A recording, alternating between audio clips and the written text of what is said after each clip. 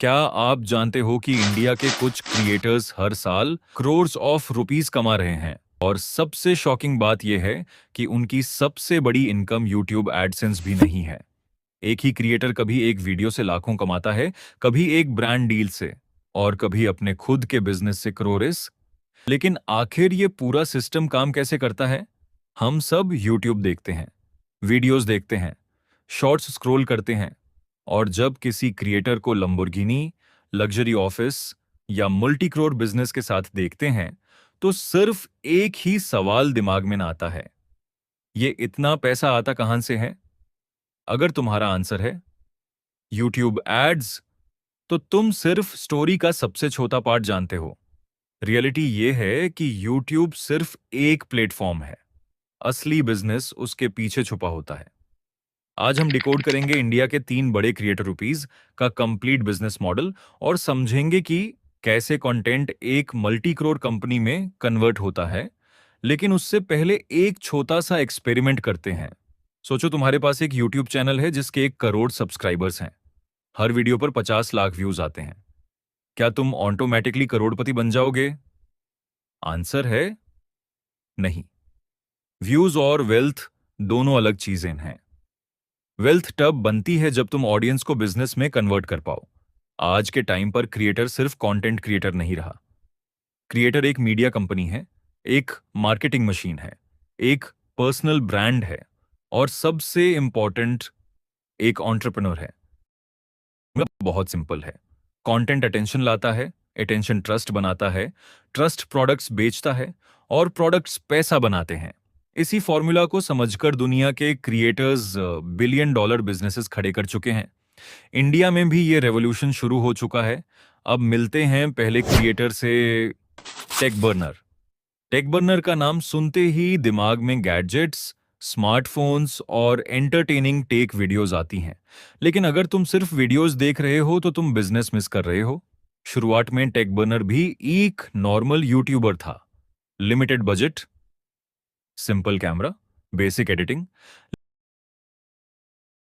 Internet पर सबसे valuable चीज व्यूज नहीं, अटेंशन है। जितनी अटेंशन बढ़ी, उतनी कंपनीज उसके पास आने लगी।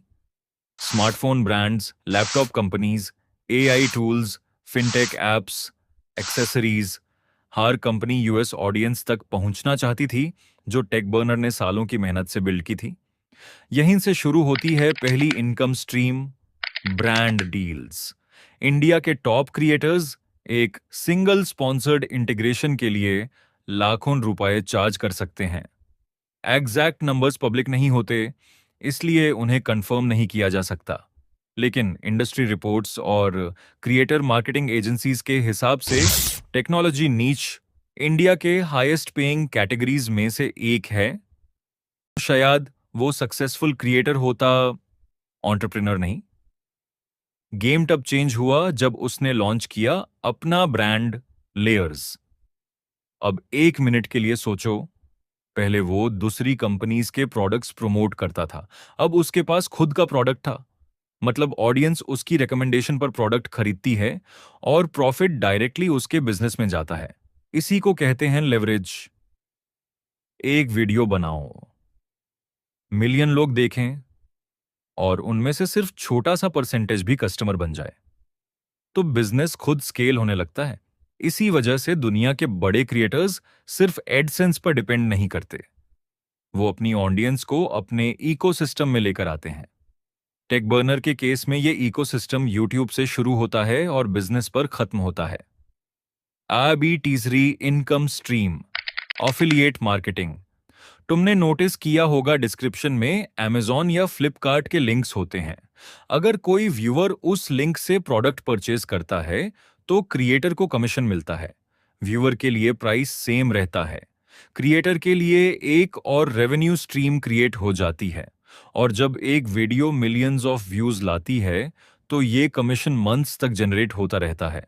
अब चौथी इनकम स्ट्रीम, एडसेंस। लोगों को लगता है ये सबसे बड़ी इनकम होती है। रियलिटी नहीं। एडसेंस एक इंपॉर्टेंट इनकम सोर्स है, लेकिन टॉप क्रिएटर्स के लिए बहुत बार ये टोटल अर्निंग्स का सिर्फ एक हिस्सा होता है। असली पैसा तब बनता है जब एक क्रिएटर के पास मल्टीपल रेवेन्यू स्ट्रीम्स होती हैं। Brand deals, business, affiliate income, platform revenue, appearances, collaborations, ये सब मिलकर एक बिजनेस एम्पायर क्रिएट करते हैं। इसी वजह से टेक बर्नर को सिर्फ यूट्यूबर कहना उसकी जर्नी को अंडर एस्टिमेट करना होगा। वो एक एंटरप्रेन्योर है जिसने कंटेंट को मार्केटिंग इंजन बना दिया।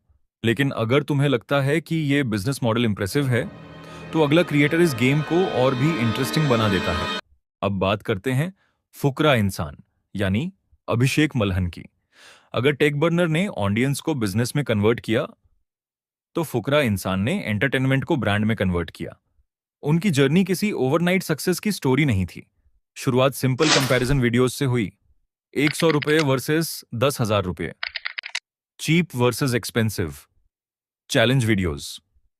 ये सिर्फ एंटरटेनमेंट नहीं था, ये ऑडियंस साइकोलॉजी थी। इंसान नेचुरली कंपैरिजन देखना पसंद करता है और इसी साइकोलॉजी को यूज करके उन्होंने मिलियंस ऑफ लॉयल व्यूअर्स बना लिए। जैसे जैसे ऑडियंस बढ़ती गई, वैसे वैसे उनकी मार्केट वैल्यू भी बढ़ने लगी। यहाँ एक इंटरेस्टिंग कॉन्सेप्ट समझना जरूरी है। कंपनीज सब्सक्राइबर्स के लिए पैसा नहीं देती, कंपनीज इन्फ्लुएंस के लिए पैसा देती है।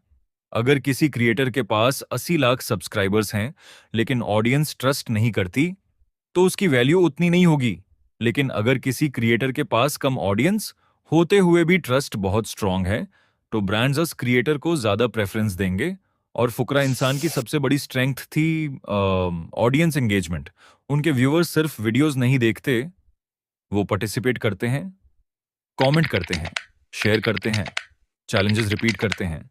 ये एंगेजमेंट ही उनकी कमर्शियल वैल्यू को इंक्रीज करती है। अब इनकम सोर्सेज की बात करते हैं। सबसे पहले यूट्यूब एडसेंस।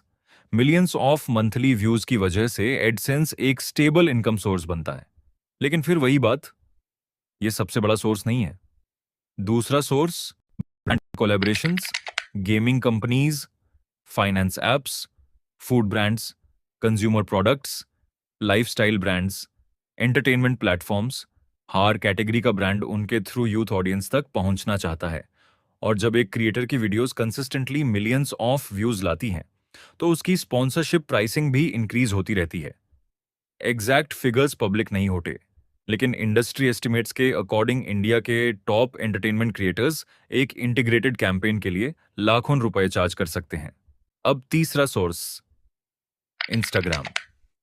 आज इंस्टाग्राम सिर्फ फोटोज अपलोड करने की जगह नहीं है, ये एक एडवर्टाइजिंग प्लेटफॉर्म है। एक रील, एक स्टोरी, एक कोलैबोरेशन पोस्ट, हर फॉर्मेट की अलग प्राइसिंग होती है। और जब एक क्रिएटर मल्टीपल प्लेटफॉर्म्स पे एक्टिव होता है, तो उसकी अर्निंग पोटेंशियल भी मल्टीप्लाई हो जाती है। लेकिन रुक जाओ, अभी तक हम सिर्फ ऑनलाइन दुनिया की बात कर रहे हैं। क्या तुमने कभी सोचा है, जब एक क्रिएटर किसी इवेंट में सिर्फ 30 मिनट के लिए जाता है, टूअर्स अपीयरेंस की भी पेमेंट होती है।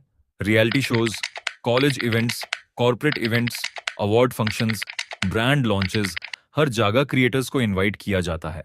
और जितनी बड़ी पॉपुलैरिटी, उतनी बड़ी अपीयरेंस फी। बिग बॉस ओटीटी के बाद फुकरा इंसान की पब्लिक विजिबिलिटी और भी ज्यादा बढ़ गई। और बिजनेस की लैंग्वेज में विजिबिलिटी का मतलब होता है हायर डिमांड, और हायर डिमांड का मतलब होता है हायर प्राइसिंग पावर। इसीलिए सक्सेसफुल क्रिएटर्स कभी सिर्फ एक इनकम सोर्स पर डिपेंड नहीं करते, वो अपनी पॉपुलैरिटी को हर डायरेक्शन में मोनेटाइज करते हैं। इसी प्रोसेस को कहते हैं बिल्डिंग अ क्रिएटर इकोनॉमी। और अगर तुम ध्यान से देखो, टेक बर्नर और फुकरा इंसान दोनों का फॉर्मूला अलग दिख रहा है, लेकिन फाउंडेशन सेम है। पहले ऑडियंस, फिर ट्रस्ट, फिर रेवेन्यू स्ट्रीम्स, और फिर बिजनेस एक्सपेंशन। इसी वजह से आज दुनिया के स्मार्टेस्ट एंटरप्रेन्योर्स पहले ऑडियंस बिल्ड करते हैं, बिजनेस बाद में लॉन्च करते हैं। क्योंकि अगर ऑडियंस पहले से रेडी है, तो मार्केटिंग का सबसे डिफिकल्ट पार्ट ऑलरेडी सॉल्व हो चुका होता है। लेकिन अगर तुम्हें लगता है कि यही क्रिएटर इकोनॉमी का हाईएस्ट लेवल है, टू ए बी मिलते हैं यूएस क्रिएटर से जिसने कंटेंट के साथ कम्युनिटी बिल्ड की, कम्युनिटी के साथ इन्फ्लुएंस बिल्ड की, और इन्फ्लुएंस को एक कमर्शियल मशीन में कन्वर्ट कर दिया। एल्विश यादव सिर्फ एक यूट्यूबर नहीं, एक फिनोमिनन बन चुके हैं। उनकी जर्नी रोस्ट वीडियोस और रिलेटेबल कंटेंट से शुरू हुई, लेकिन धीरे धीरे उन्होंने सिर्फ व्यूअर्स नहीं, एक लॉयल कम्युनिटी क्रिएट कर दी। और बिजनेस में कम्युनिटी की वैल्यू ऑडियंस से भी ज्यादा होती है। ऑडियंस तुम्हें देख सकती है, कम्युनिटी तुम्हें सपोर्ट करती है। इसी वजह से जब एल्विश किसी ब्रांड के साथ कोलैबोरेट करते हैं, या किसी इवेंट में अपीयर होते हैं, या किसी प्रोडक्ट को प्रमोट करते हैं, तो उसका इम्पैक्ट काफी स्ट्रांग होता है। उनके इनकम सोर्सेज भी मल्टीपल हैं। YouTube AdSense, brand collaborations, live events, reality show appearances, public business ventures, और ये सब मिलकर एक डाइवर्सिफाइड इनकम मॉडल क्रिएट करते हैं। इंडस्ट्री रिपोर्ट्स के हिसाब से exact annual income publicly verified नहीं है, लेकिन एनालिस्ट्स का मानना है कि उनकी total earnings multiple revenue streams की वजह से काफी सिग्निफिकेंट हो सकती हैं। यहाँ एक चीज नोटिस करने लायक है, 3 अलग क्रिएटर्स बट फॉर्मूला एक, कंटेंट टू बिजनेस। इसीलिए यूट्यूब एक बिजनेस इंजन है। अगर तुम्हें वीडियो पसंद आई तो द बिजनेस कोड को सब्सक्राइब करना। मैं मिलता हूं अगली वीडियो में। Good bye.